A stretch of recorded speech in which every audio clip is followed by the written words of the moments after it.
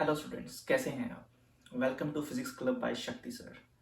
सो last class में हमने देखा था यूनिट्स और मेजरमेंट का बिल्कुल बेसिक फर्स्ट लेक्चर। सो उसी को आगे प्रोसीड करते हुए आज हम डायमेंशंस पढ़ेंगे कि डायमेंशंस क्या होती हैं। 11th क्लास में ये कितना ही कंटेंट है इससे रिलेटेड, और आज का लेक्चर भी लास्ट लेक्चर की तरह बिल्कुल बेसिक जाने वाला है। सो स्टे ट्यून्ड और इसको लेक्चर को एंड तक देखिएगा और कमेंट बॉक्स में मेरे को ज़रूर बताइएगा कि आपको ये लेक्चर कैसा लगा। तो चलिए स्टार्ट करते हैं। देखते हैं, हमारे पास फंडामेंटल फिजिकल क्वांटिटीज की फॉर्म में 7 डायमेंशंस होती हैं। तो इनको हम कह सकते हैं the 7 dimensions of the physical world. तो ये बिल्कुल वैसी ही हैं जैसी हमारे पास बेस या फंडामेंटल फिजिकल क्वांटिटीज थी, उन्हीं को हम डायमेंशंस की फॉर्म में लिखेंगे। डायमेंशंस को लिखने के लिए, डायमेंशंस एक पैटर्न है लिखने का, डायमेंशंस को लिखने के लिए हम एक स्क्वायर ब्रैकेट का यूज करते हैं सो दैट कि हम क्लियर कर सकें कि ये डायमेंशन है। इस तरह से, जैसे ये एक स्क्वायर ब्रैकेट है, इसके अंदर कोई सिंबल लिखा जाएगा। अगर मैं इसके अंदर एक सिंबल लिखता हूं, F स्टैंड्स फॉर फोर्स, तो इसका मीनिंग होगा dimension of the force, right. So ये स्क्वायर ब्रैकेट जो है, इट रिप्रेजेंट्स द डायमेंशन। अगर स्क्वायर ब्रैकेट ना होके कोई कर्ली ब्रैकेट आ जाए तो वो डायमेंशंस को रिप्रेजेंट नहीं करेगा। सो हमारे पास, जैसे मैंने कहा कि ये 7 हैं, तो देखते हैं वो कौन कौन सी हैं। टाइम के लिए we have square bracket capital T. Then mass के लिए हम लिखेंगे capital M in square bracket. Length के लिए एल लिखा जाएगा स्क्वायर ब्रैकेट में। देन अमाउंट ऑफ सबस्टांस,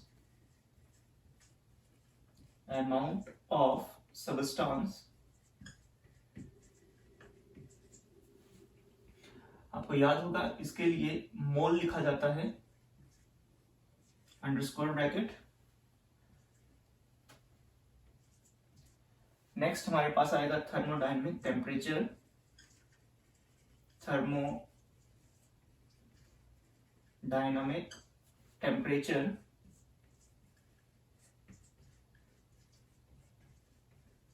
और थर्मोडायनामिक टेम्परेचर के लिए हम स्क्वायर ब्रैकेट में लिखेंगे कैपिटल के विच स्टैंड्स फॉर केल्विन। नेक्स्ट है luminous intensity.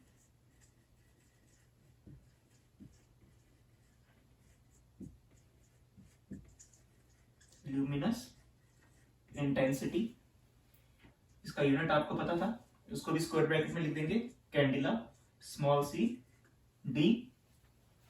And the last one electric current.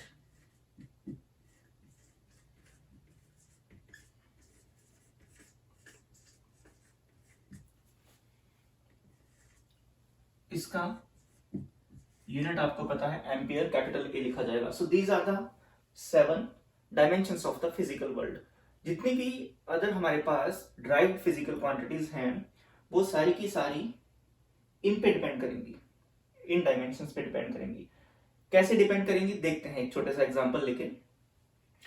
जैसे मैं यहां पर स्पीड का एग्जांपल लेता हूं, तो मैं लिखता हूं as an example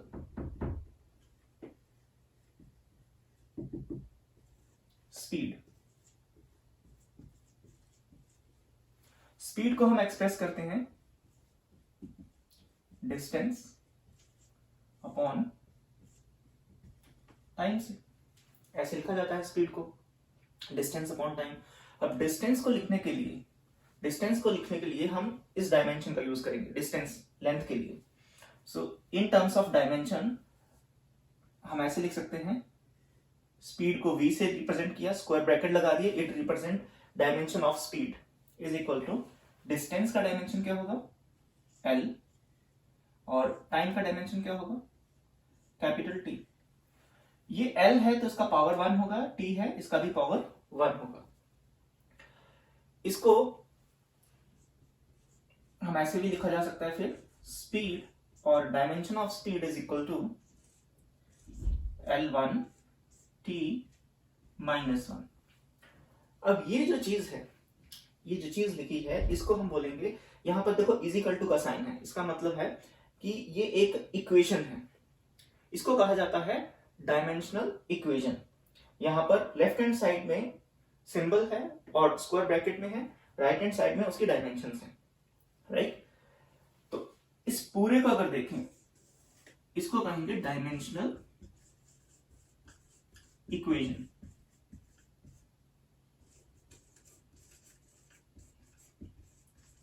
dimensional equation इसको कहा जाएगा, राइट। और हम बात कर रहे थे इस एग्जांपल में कि जैसे स्पीड है, तो स्पीड जो है वो देखो यहां पर लेंथ पे डिपेंड कर रहा है, उसकी पावर 1 है। स्पीड जो है टाइम पे डिपेंड कर रहा है, उसकी पावर -1 है। तो जो डायमेंशन होती है वो इस चीज को डिनोट करती है, 1 और -1 को। तो यहां से हम ये कहेंगे the speed has the dimension of 1 in terms of length and -1 in terms of time। फिर से सुनिएगा, स्पीड जो है, अगर मैं कहूं what is the dimension of speed, तो डायमेंशन ऑफ स्पीड डिसाइड होता है इनकी पावर से, राइट। सो स्पीड की डायमेंशन क्या होगी इन टर्म्स ऑफ, इस एग्जांपल में हमने देखा है जो स्पीड है वो L1 और t-1 पे डिपेंड कर रहा है, राइट। कि स्पीड की +1 in terms of length dimension है और -1 in terms of time dimension है। लेकिन साथ ही साथ मास पे स्पीड बिल्कुल भी डिपेंड नहीं कर रहा है।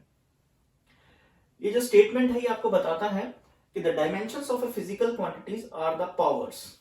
ये जो पावर्स हैं 1 और -1, this is the dimension of a physical quantity are the powers to which the base quantity is raised. These are the base quantities, fundamental physical quantities हैं। Powers to which the base quantity is raised to represent that quantity, right? So इस equation को देखते हुए हमें magnitude के बारे में कुछ भी इंफॉर्मेशन नहीं पता लग रही है।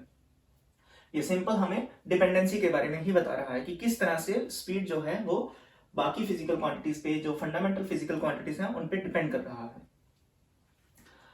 अब हम देखते हैं कि हमारे पास जो एग्जाम पॉइंट ऑफ व्यू से अगर हम देखें, क्लासरूम में जो हमारे पास कोर्स है उसको देखें, तो हमें इस तरह से, जैसे ये स्पीड को हमने एज एन एग्जांपल डिस्कस किया है, इस तरह से बहुत सारी फिजिकल ड्राइव फिजिकल क्वांटिटीज हैं जिनका डायमेंशनल फॉर्मूला हमें एग्जाम में पूछा जाता है।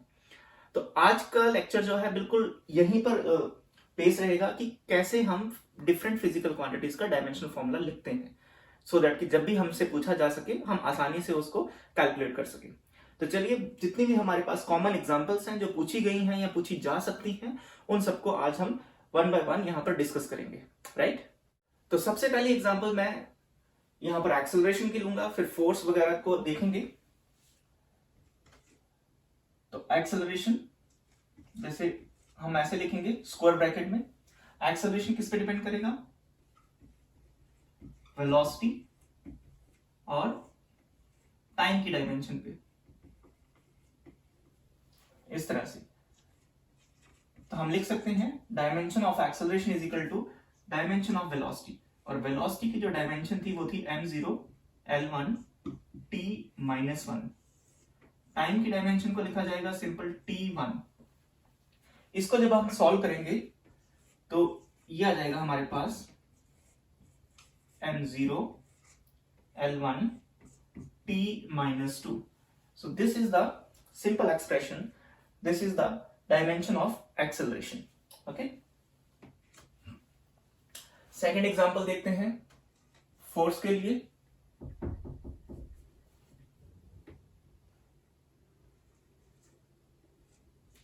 फोर्स का डायमेंशन क्या होगा, तो फोर्स का डायमेंशन डिपेंड करेगा dimension of mass and dimension of acceleration.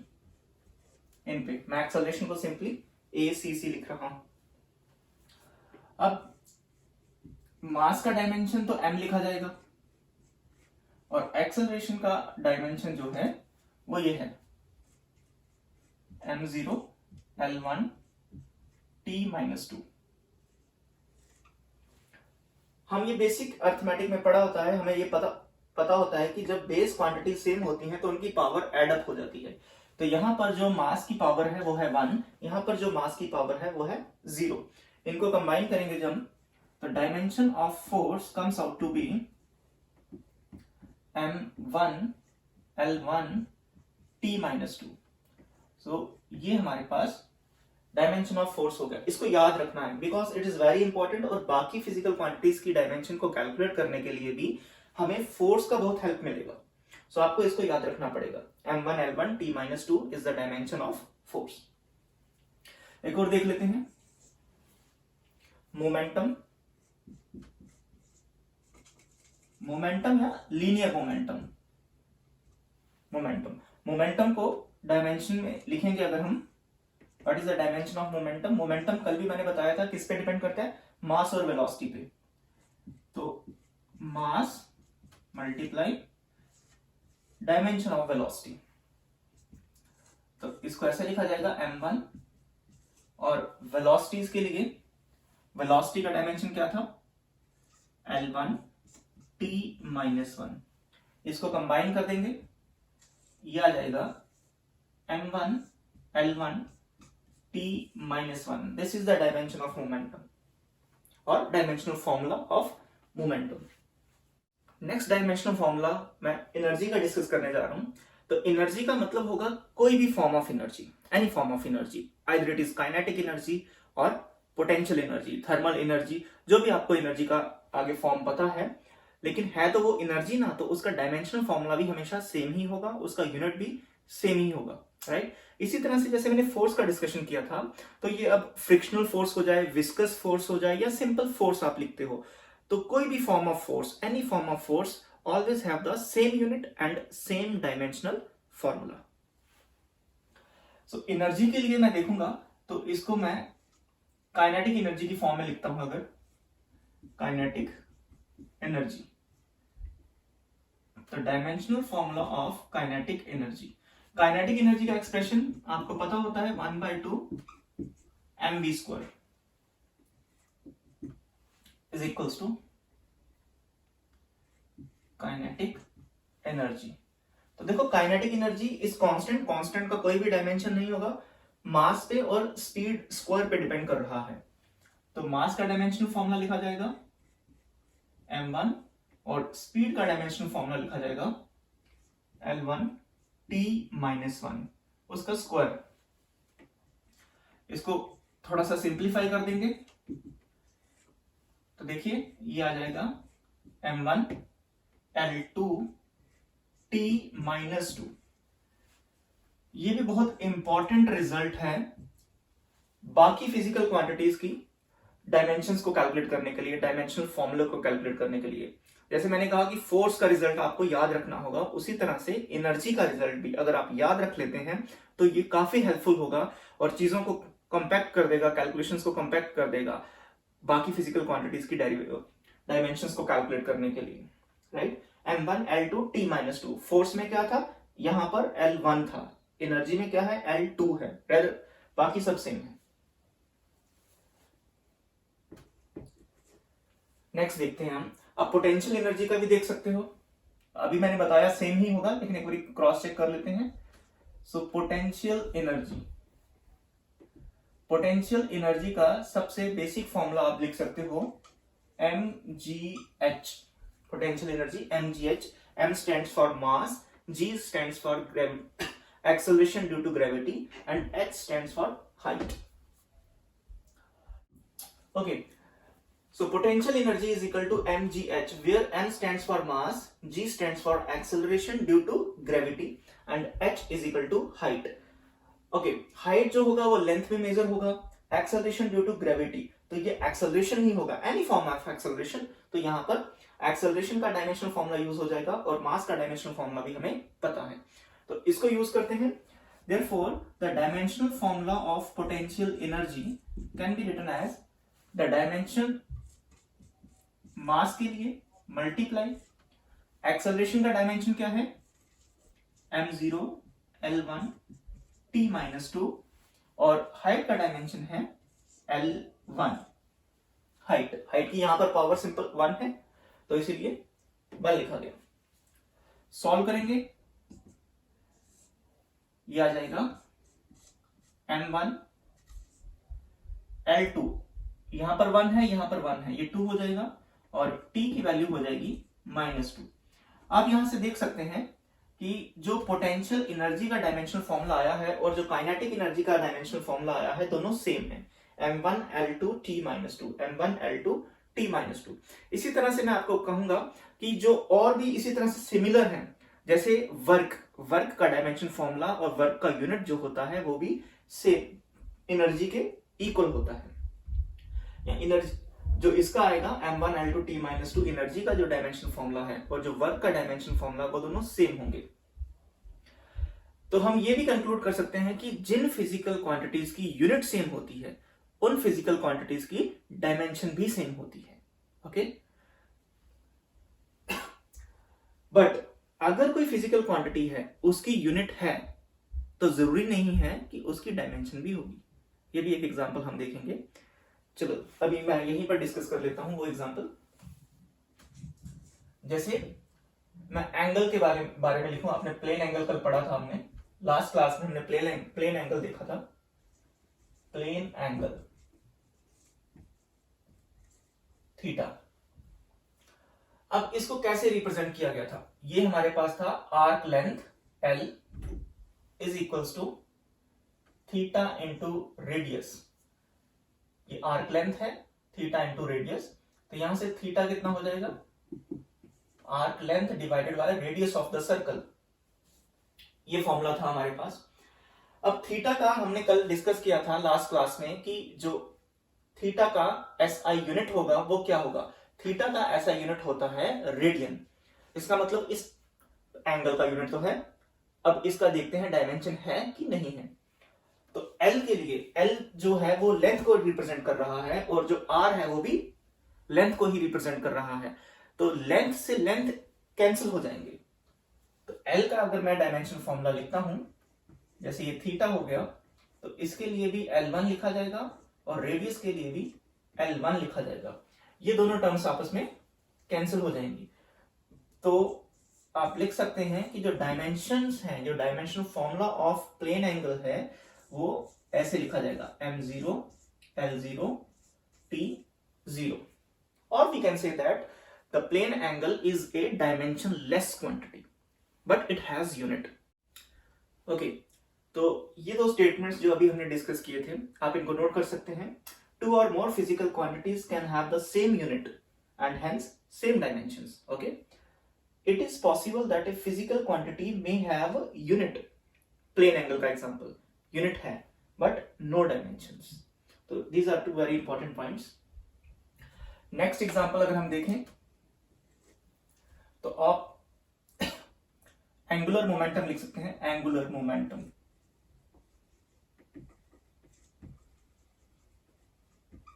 Angular momentum. Angular momentum को कैसे लिखा जाएगा? मैं L से लिख रहा हूं एंगुलर मोमेंटम। ओके, तो L लेंथ के लिए यहां पर यूज हो जाएगा। तो angular momentum, the dimension of angular momentum, इसका फॉर्मूला भी देखा था कल हमने। ये होता है लीनियर मोमेंटम या सिंपल जो मोमेंटम का डायमेंशन मल्टीप्लाई डिस्टेंस, ऐसे। तो dimension of angular momentum is equals to momentum का डायमेंशन। अब मोमेंटम का डायमेंशन क्या था? मोमेंटम क्या होता है? Mass into velocity. तो ये होगा m1 L1 t-1, ये हो गया मोमेंटम, और मल्टीप्लाई करेंगे इसको डिस्टेंस के साथ, तो ये आ जाएगा m1 L2 t-1। This is the dimension formula of angular moment.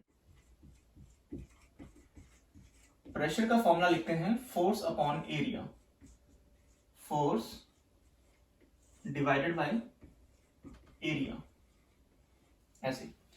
So dimension of pressure is equal to dimension formula of force dimensional formula of force, देखो मैंने आपको कहा था इसको आपको याद रखना ज्यादा जरूरी है फोर्स को। तो ये है m1 L1 T-2, और एरिया के लिए, एरिया का यूनिट क्या होता है, एरिया का यूनिट होता है मीटर स्क्वायर, तो उसका डायमेंशन क्या होगा L स्क्वायर। ऐसे इसको सॉल्व करते हैं जब हम, सो ये लिखा जाएगा प्रेशर इज इक्वल्स टू, यहां पर देखो दूसरा एक रिजल्ट यूज हो रहा है कि जब दो बेस क्वांटिटीज आपस में डिवीजन में होती हैं, यहां पर आप देख सकते हो L डिवीजन में है, तो जो उनकी पावर होगी वो सब्ट्रैक्ट हो जाएगी। तो जब हम इसको सॉल्व करेंगे, सो m1 L ऐसे लिखा जाएगा ना 1 - 2, ऐसे 1 - 2, तो 1 - 2 करेंगे तो ये आएगा -1। So this is the dimensional formula of pressure. Next एक टर्म देख लेते हैं, और इम्पल्स।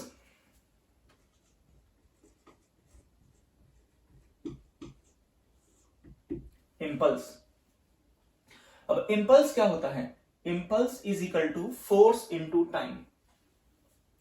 तो इस चैप्टर में आपको ये रिजल्ट्स याद रखने पड़ेंगे कि प्रेशर क्या होता है, इम्पल्स क्या होता है, सो दैट कि अगर आपको एग्जाम में क्वेश्चन आता है तो आप उसको सॉल्व कर सकें।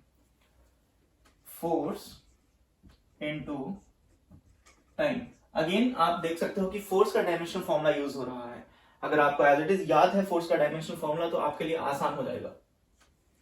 सो dimensional formula of impulse is equals to force का dimensional formula m1 L1 T-2 multiply time का डायमेंशनल फॉर्मूला T लिखा जाएगा, ये लिखा गया impulse is equal to m1 L1 T। अब देखो यहां पर -2 है और यहां पर 1 है, इसको सॉल्व करेंगे, it comes out to be -1. This is the dimensional formula of impulse. Dimensional formula of stress. Stress एक फिजिक्स में क्वांटिटी आता है, तो इसका जो फॉर्मूला होता है stress is equal to force upon area.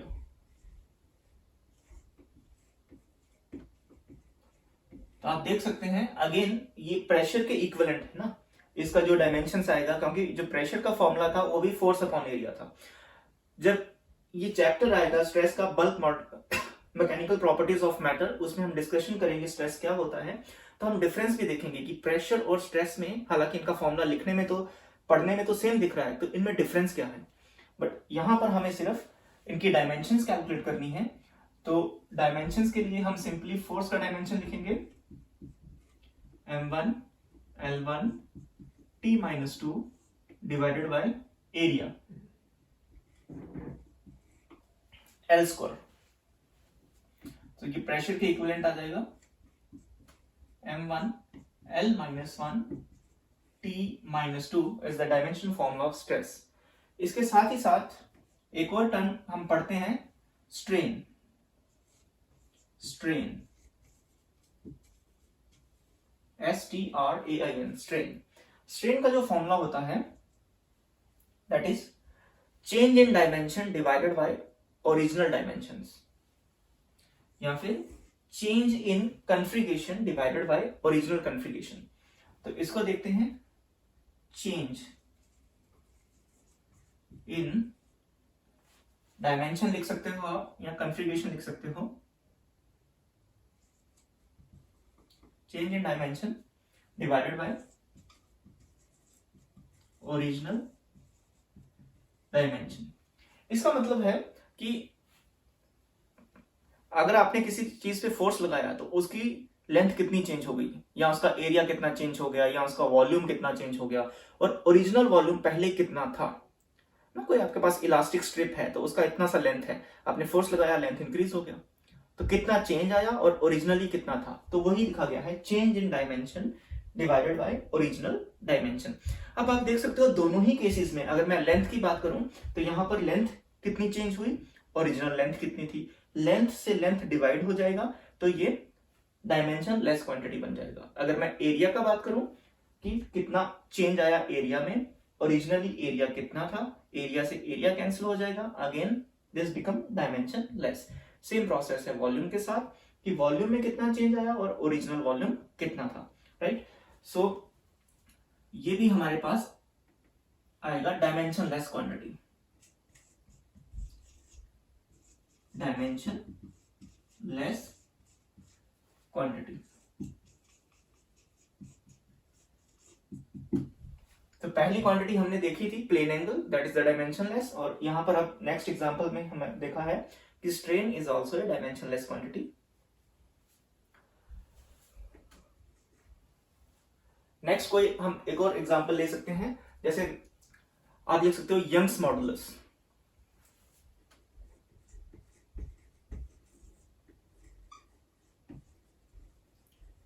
Young's modulus, अब यंग्स मॉडुलस जो होता है इसको y से लिखा जाता है, y से लिखा जाता है। तो इसका जो फॉर्मूला है Young's modulus is equals to stress upon strain. तो ये लिखा जाएगा स्ट्रेस अपॉन स्ट्रेन।